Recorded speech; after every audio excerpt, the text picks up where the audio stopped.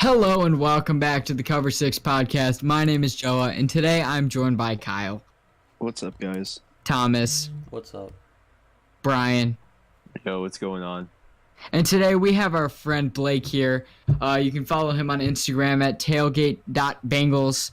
He is a huge Bengals fan, and today, guys, we're going to have a discussion about the AFC North. It's going to be a division preview for this year, post-free agency, pre-draft.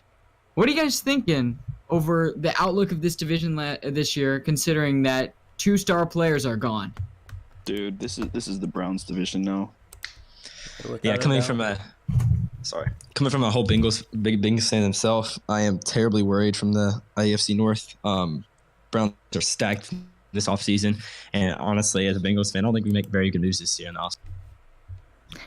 Well, that's tough because this division was already one of the best in football with the Steelers and the Ravens, both challenging for playoff spots last year. Of course, the Ravens eventually got it, but the Browns certainly picked up the pace from, going 0-16.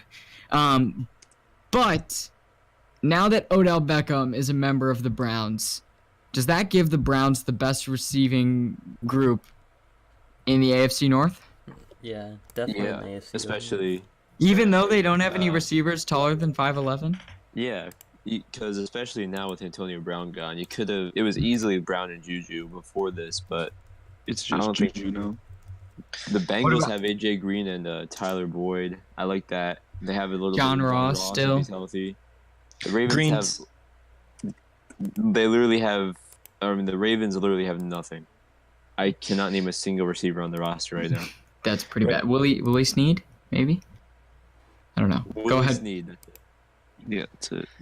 Go ahead, Ravens Blake. always struggle trying to find a good wide receiver. With the Bengals, I like Green, Boyd, and Ross. I just think injuries are a huge factor in that. We can never stay healthy. Green has really struggled the last 2 seasons, especially just staying healthy. Boyd has become more of the Iron Man for the wide receiver core. He's able to stay healthy. He's able to. You know why, right? You know why they always have injury trouble. I'm gonna throw some knowledge around, guys. Andy Dalton cannot place his footballs correctly, and he lets his receivers take huge hits. I mean, John Ross, the stuff. I mean, it makes sense that he just hurts his hamstrings and can't run, and the general fast people stuff. But AJ Green, when he goes up to catch footballs, he gets walloped. That man has a really tough time staying on the field because Andy Dalton cannot place footballs. And It's been like ankle injuries for him, right? Yeah. I totally agree with that. A lot of toe injuries for Green as well. When it comes to like I know he's planting to just drive off that foot to make the catch. Yeah. There's a lot of Andy Dalton has a tendency to like to throw out of bounds, especially during deep passes.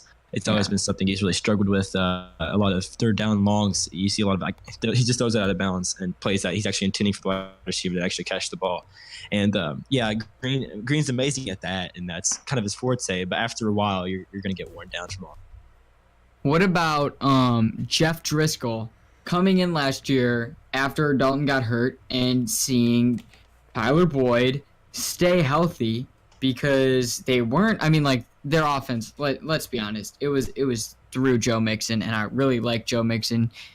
I know Thomas likes Joe Mixon, but I think that if you keep Joe Mixon healthy, because he had to do a lot of the workload last year, because injuries and Joe Bernard was a huge injury. Yeah, and Andy Dalton just having trouble completing short passes and slants and just the general duck throws, and it's Andy Dalton for you, and cannot keep his receivers healthy.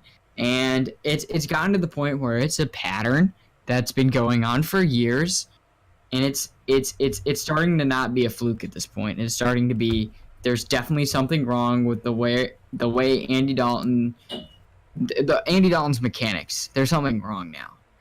And the only thing we can really hope for is with the new head coach, Zach Taylor. I hope he brings in a completely new form of offensive schemes or something like that. Or maybe we draft a guy like Haskins in the draft, which I assume we'll get to later.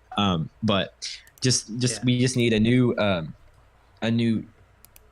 of like a new tradition, a new way of trying things with the offense. It used to be so deadly at the beginning of Andy Dalton and AJ Green's career. And then after a while, the deep ball got away, and then we really started struggling. Kind of figure a way around that. We put AJ Green in the slot for a while, which actually started working, but then we got Tyler Boyd and everything. The injuries kept falling apart, including Dalton. Wait, so you said draft Haskins or draft a quarterback. Is that something that you want the Bengals to do? It would here. I love the QB class in 2020. I'm huge fans of those guys. Whenever I scouted them, I've had higher grades than I've had any other QBs this year. But I am totally not against Haskins, especially because the amount of fans and income that would go into that, because Haskins is from Ohio State, and that's a lot of Ohio fans already love Haskins, already support him. Taking him to Cincinnati would bring much more people in, more revenue total. So I wouldn't be against it at all. I don't know if he starts immediately. Actually, I doubt he starts immediately. I think they send him behind Dalton if he goes to Cincinnati, which is why I personally think it's better to get more of a need like linebacker or defensive tackle. But I wouldn't be totally against it because I think Haskins could be a great I think he could also be a great player. He's amazing accuracy, and it will overall make all the fans more excited about the Bengals. 2 questions. Do you think that the Bengals should move on from Andy Dalton? And do you think that the Bengals are going to move on from Andy Dalton either before the season or after this year?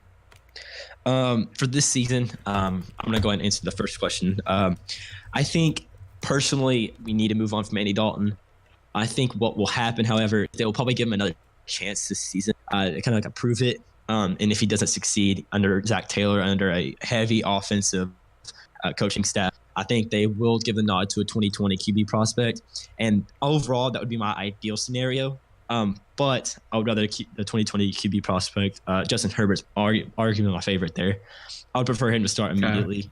And personally, I don't know. I think Zach Taylor and the coaching staff, it's just we've always been used to the same things over and over. Marvin Lewis over and over. So I wouldn't be surprised if Dalton stays a couple more years, and a couple more years of mediocrity. But we'll have to see. That makes sense. So if you do not draft a quarterback this year, which, I mean, it's likely because the top quarterbacks are likely to go off the board in the top 10, in Kyler Murray and Dwayne Haskins, and I'm not sure you really want Drew Lock, Daniel Jones, or Will Grier. But if you're not drafting a quarterback, are you drafting a linebacker like Devin White if he's available? Overall, if we don't go with specific like a quarterback or a linebacker, say Devin White's off the board. Personally, what I want to do is BPA, best player available. One prospect I absolutely love is Ed Oliver, and if he somehow falls to 11, I would not hesitate in picking him. There's a good chance he does fall to 11. Yeah, I've heard that. Yeah, so a lot of people have been mocking him to Atlanta at 14 recently. So I mean, I absolutely love Ed Oliver as a nose tackle. I think, he played a little bit in Houston at nose tackle. I just love pairing him with Geno Atkins. I feel like that automatically it's a duo inside the middle that becomes an absolute force. And we also we struggle. We've been struggling to find a nose tackle ever since releasing Double Top Echo a couple years ago. So I like BPA personally. If Devin White's there though, I love Devin White as well. I would definitely wouldn't mind him. I feel like he's more of a developmental guy, so I don't know if he starts year one, especially with us re-signing Preston Brown to free agency this year. But it's certainly a pick. Devin White, certainly a pick I wouldn't mind.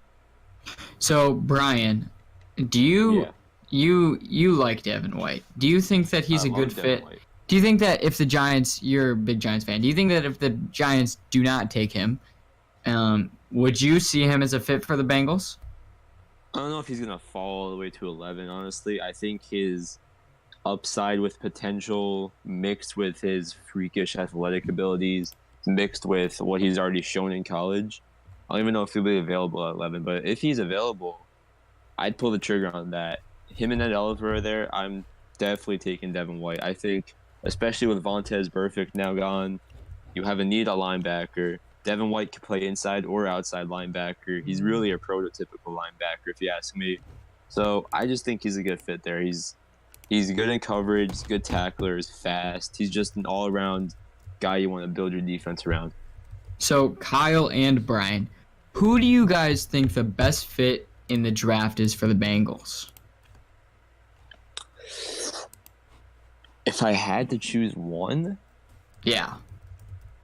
well, I think they're good at corner right now. I don't think corner is a big need at all because they got Will Jackson and they just re-signed Darqueze Dennard today. So I don't think corners or basic. I wouldn't say secondary is a big issue for them at all at the moment, or at least not a round one addressing issue. Maybe later in the draft you draft a safety to kind of see what you get in them, but not in the first round. Definitely not. I'm thinking linebacker. Linebacker? Definitely. Even though he's getting up there in age, still got Geno attitude. Now I think he's starting to be underrated. People aren't really talking about him that much since Cincinnati hasn't had much success the last couple of years. So True. he's still a dominant force inside. He could stop the run. He could pass rush. You also got Carlos Dunlap as a good pass rusher. So I just think that you also have Carl Lawson too. Yeah. I just think that linebacker is going to be more of a need for them. Like I said, especially with Burfict gone now, kind of leaves a hole in the defense. So, Blake, do you agree with these guys about the linebacker take? I do. I totally agree with everything they say. But I think personally, I wouldn't mind taking a linebacker first round. But like Brian said, there's a big chance that Devin White doesn't fall. And if we're at 11 and Devin White's not on the board, I'm not comfortable taking Devin Bush and Mac Wilson at that point. I think it's way too early of a pick to take one of those two guys. They're both great, don't get me wrong. But I feel like they're more of a later round first. So personally, what I would do there would be take the best player available. I love a lot of mid-round linebackers. A couple of examples, Jermaine Pratt, Joe Giles Harris, Tavon Coney, Blake Cashman. Okay. Great linebackers in the mid-rounds, in my opinion, that could fill in. And I feel like there's a couple of them that can actually play immediately.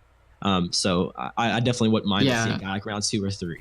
There's a lot of mid-round guys out there who don't have a lot of potential, but they're ready to start in the NFL. So what I've noticed from this year's class, like they're not going to be stars, they're not going to be Pro Bowlers or All Pros, but they're definitely going to be quality linebackers. How would you feel if the Bengals drafted Cody Ford at pick 11? Honestly, I wouldn't mind it at all. I think Cody Ford is very versatile when it comes to the offensive line. He can play both left tackle, right tackle. He can also play guard. However, do I think we're going to draft him? I don't, because we just re-signed Bobby Hart to a 3-year, $21 million deal. That was bad. I'm letting you know that's bad. I think you pay that much money for first tackles. So I think he's locked down at right tackle at this point. And with us signing the Bills starting right guard John Miller to be a starter for a right guard spot, I don't think it'll happen. But I wouldn't mind Cody Ford. I think he's a great prospect, and I think he's definitely a guy the Bengals would like. But yeah, I don't see it happening. Makes a lot of sense coming from the big Bengals fan himself. Like, is there any way that I'm trying to think about how to phrase this. Why did not the Bengals not go for any quarterbacks via the trade market or free agency? Because I mean, like Jeff Driscoll didn't play that well as a backup last year. This is also a question about running backs too. Why didn't you guys go after any running backs or quarterbacks? Because you're definitely going to want someone better to back up Andy Dalton. He is injury prone. And also, what happens if Andy Dalton's just playing so bad that you need to sit him? And the question about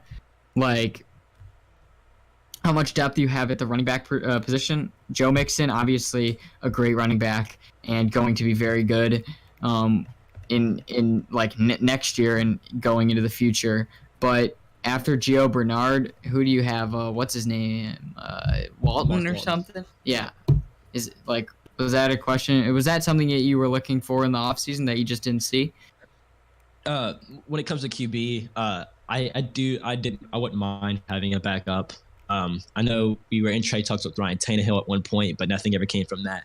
I just think it was a lack of pieces we've had. The two biggest people that I know that we've been trying to offer at this point was Vontaze Burfict, who is now released, and Drake Kirkpatrick, and no one really liked those two prospects. And so I honestly I think it was a matter of them not having someone us not having something that they're interested in, rather than it being us not want to attack for someone else. I did think we tried when it comes to QB.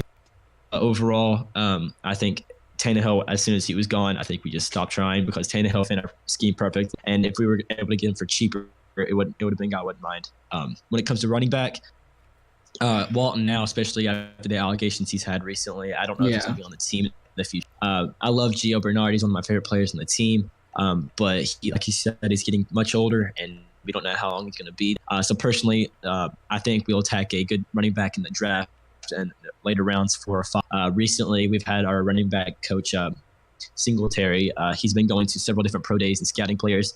A couple names, Penn State's running back Miles Sanders. And he's not going to be available. He's not going to be available. He's going to come off the second or third running back off the board. He's very good. He's very good. I agree. But I mean, like maybe in early round, we don't know yet. But I know the running back that my favorite running back in the class, and I might be biased about this, is Benny Snell. He's another guy. Yeah, I mean, out of Kentucky. Yeah, from Kentucky. Yeah. And it's just a reliable running back behind him to kind of back him up. And it could be an earlier round. We don't know yet. Maybe round 3 is a possibility. But I personally think the Bengals would want to attack a running back in the later rounds, maybe early day 3, late day 2, just to get someone to lock him up behind Mixon. So last question about the Bengals, and this one's for everybody, and I want to know everybody's opinion because I have my opinion on it. Is Ryan Tannehill a better option at the was Ryan Tannehill a better option at the quarterback position than Andy Dalton for this year? What'd you guys say? No. I think yes. I think so. I would have started Ryan Tannehill over Andy Dalton this year. I don't think Ryan Tannehill is a bad quarterback. It's just that he can never stay healthy. If we would have got Tannehill, years. I think Dalton's overpaid at this point. So if we got Tannehill and dropped Dalton, I wouldn't mind it. I think he'd be nothing more than a bridge QB, but it'd be a move that I would be rooting for. All right, so let's talk about some of your rivals now. How about them Ravens with a running back at the quarterback position and Lamar Jackson? Do you guys think that he's ever – I mean, like, not ever. I want to say this year. Do you guys think that this year Lamar Jackson will be able to stay healthy, not fumble the football every couple of plays, and lead the Ravens back to the playoffs? Yeah. I don't know about playoffs, but I think he's definitely going to improve, especially with more experience now because he only played, half a season? Yeah. And in a playoff game, his first playoff game, definitely didn't go well, but I think just having that playoff experience is going to be really good for him.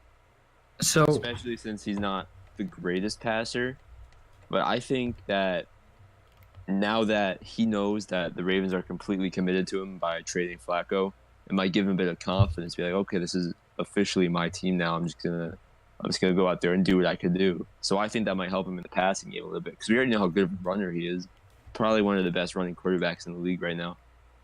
Yeah, I like him a lot as a runner, but I do not see any value of him as a passer. I've done a couple hours of film study on him, and what that's turned up is that his arm slot is so inaccurate. I mean, inaccurate and inconsistent.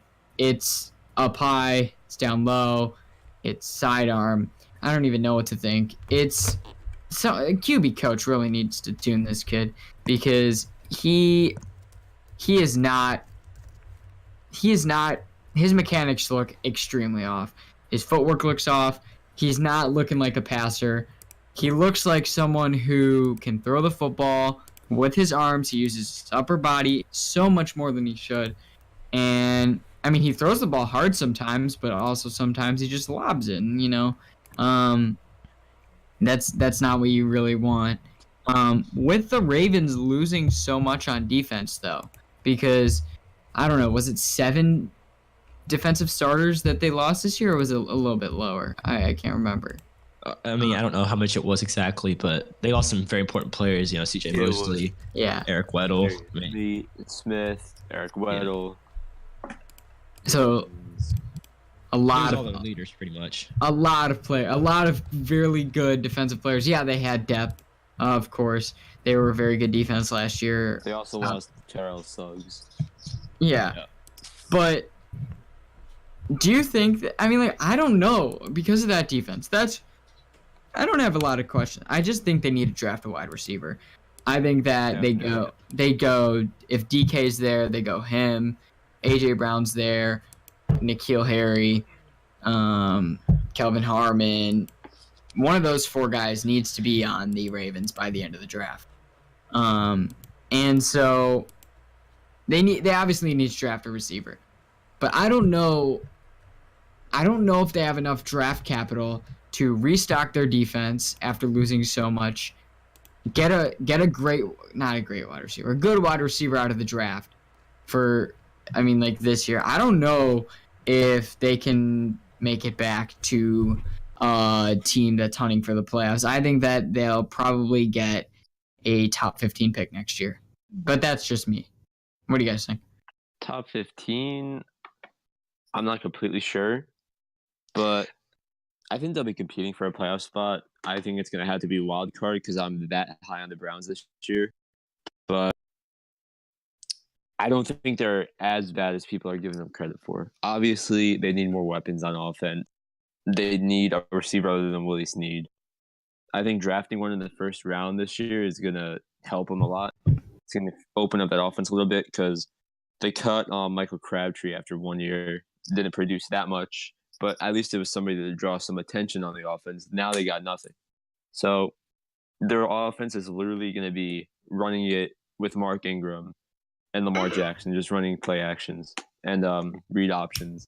It's just going to be solely that, unless they draft a receiver or sign one of the receivers left, because there's still a few good receivers on in free agency. Yeah, I think Dontrell Inman is one that's available, but he might be signing with the Lions, is what I heard from a couple sources, which would be a blow to the couple of wide receivers that are left. But let's move on to the Steelers. They have a somewhat late first-round draft pick this year. They lost Antonio Brown. They lost Le'Veon Bell. Both of them are off the team. It's going to be Big Ben and Juju. And James Conner, Jalen Samuels, Vance McDonald. They're okay offensive line. Are the Steelers... Yeah. Are the Steelers, like, is it over? Are they not, like they didn't make the playoffs last year? I don't know if it's over or not. That defense is young. They're not as bad as like they seem, like, because they lost their 2 biggest pieces, but like they have so much. They had depth behind them as to where it's not killing them per se, I guess. That's true.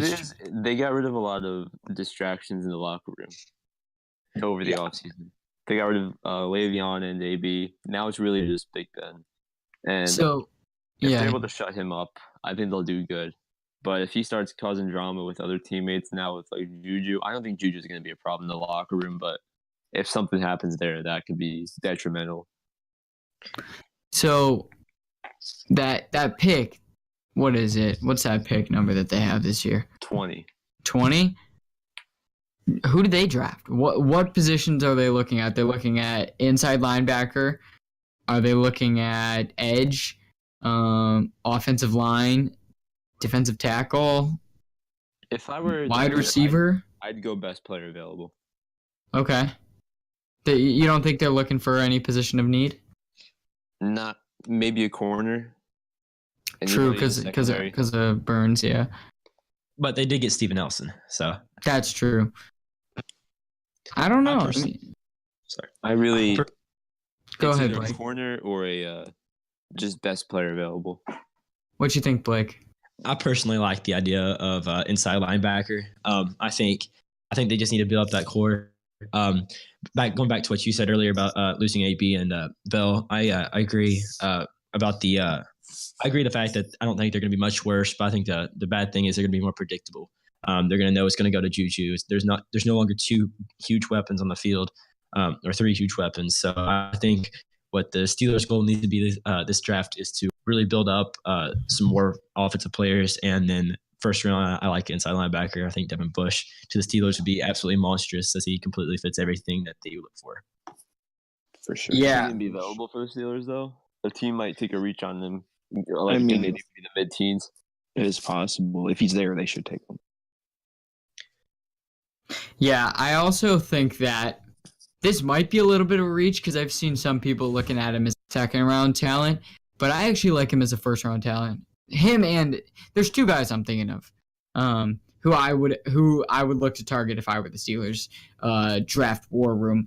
I would look at Devin Bush out of Michigan and Mac Wilson, who we were talking about them both earlier in the Devin White conversation.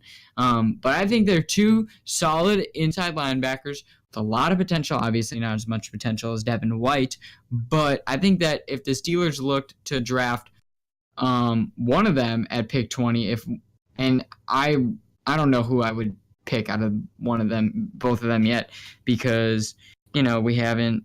I haven't done enough film study into them, but I think that would be a solid fit. I really hope that Ryan Shazier can play another down of football. I don't think he can. It's smart for him to. No, and yeah, he was looking so good. He was man. It's such a shame, and everybody can say that. I was actually at the game whenever it happened, and I watched it. It was Monday Night Football. I remember when it happened, there was actually people in the stands that thought he was actually dead. And I remember it was like a terrifying scene, no matter if you're a Bengals fan or a Steelers fan. There were people all around just like praying and literally like people were in tears over it. It was just a really scary moment overall. And crazy. Yeah, when you left, especially after that, we didn't even care about the loss anymore. We were actually worried about Shazier. I know it was a heartbreaking loss for the Bengals, but coming from the biggest Bengals fan himself, in my opinion, I was more worried about Shazier himself. That's crazy. Well, I'd be remiss if we did not touch on the Browns. I know we talked about them a lot with Jidell a couple of years back, but these Browns, they got a young star, Baker Mayfield at QB. They got Odell, Jarvis Landry, Kareem Hunt after 8 games, Nick Chubb, Antonio Callaway, David Njoku. What? A good offensive coaching staff. Freddie Kitchens. A good defense. What is this Browns need? I don't see a need for these Browns. I mean, probably more depth in the secondary. Definitely. But you got young players back there. I mean, like you did just trade away Jabril Peppers, but that's probably what they were going to focus on in the draft. But But also in trade talks with Eric Berry right now as we speak, though. yeah.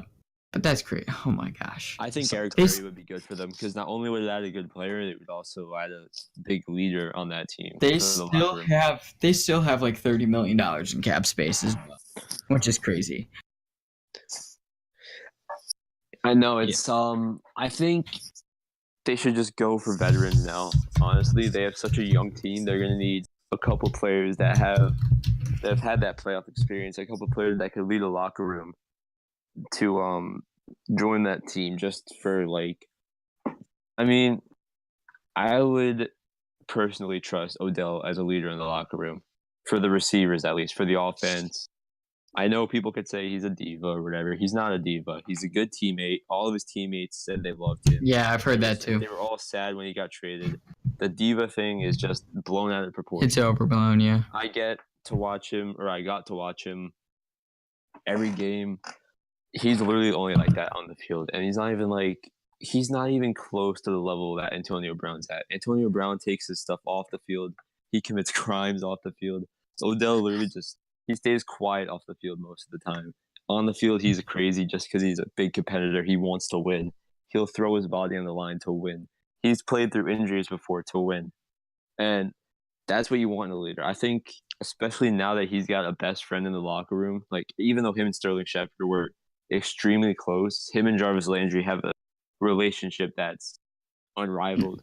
So I think having that will make not only him grow as a leader, but I think also Jarvis Landry is going to step up into that leader role, maybe teach Baker Mayfield some things about their experiences in the NFL so far, how they could help him, and also maybe teach Antonio Callaway, who was such a raw prospect coming out.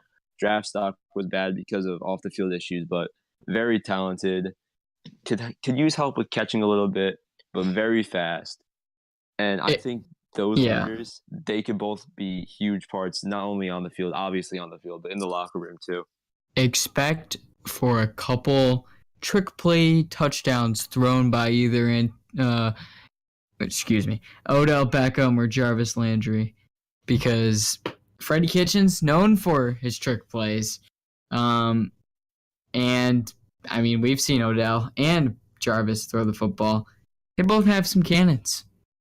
All right, guys, thank you so much for listening to this point. We really appreciate everybody. Go subscribe to us on YouTube. We're hoping to get on iTunes, Apple Podcasts very soon. We're also hoping to get on Spotify soon. We're doing our best. We're going to keep grinding for everybody. We thank you guys for listening. Go follow Blake on Instagram at Tailgate.Bengals, and also look for him on Twitter at, Stripe Hype Bengals or something? It's Tailgate Bengals as well. It's also Tailgate Bengals? Okay, look for him at Tailgate Bengals on Twitter too. Give him a follow. Thank you guys so much for listening, and we'll see you next time.